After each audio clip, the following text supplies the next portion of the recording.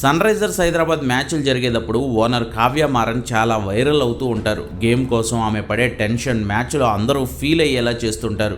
దాని చుట్టూ ముడిపడి ఉన్న వందల వేల కోట్ల రూపాయల వ్యాపారం, ఇలా ఎన్నో రీజన్స్ ఉంటాయి వాళ్ళ టెన్షన్స్కి. మరి అలాంటిది 18 ఏళ్లుగా ఆ టెన్షన్ని పడుతున్నారు ప్రీతి జింతా. 18 ఏళ్లుగా పంజాబ్ జట్టును నడిపిస్తూ ఒక్క కప్పు సాధించాలనే తపనతో రగిలిపోతున్నారు ప్రీతి.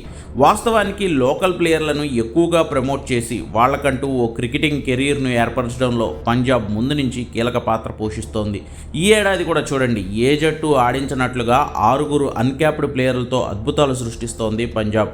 ప్రియాన్ షారియా, ప్రభసిమ్రన్, శశాంక్ సింగ్, హర్ప్రీత్ బ్రార్, ఇలా స్థానిక ఆటగాళ్లని ఎక్కువగా ప్రోత్సహిస్తూ వాళ్లతోనే అద్భుతాలు చేయించడంలో టీం ఓనర్గా ప్రీతి జింతా తీసుకుంటున్న నిర్ణయాలు చాలా కీలకం.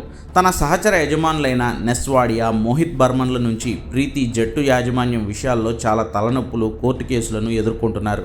అయినా తన యాక్టింగ్ కెరీర్ను పక్కన పెట్టి మరి 18 ఏళ్లుగా పూర్తిగా తనకు క్రికెట్పై ఉన్న ఇంట్రెస్ట్తో మాత్రమే ఇక్కడ వందల కోట్ల డబ్బును ఇన్వెస్ట్ చేశారు ప్రీతి జింతా. ఎన్నో జట్ల యాజమాన్యాలు చేతులు మారినా కూడా ప్రీతి జింతా మాత్రం ఒక్క గెలుపు లేకపోయినా సరే తన టీంను ఇన్నేళ్లుగా వదిలిపెట్టలేదు.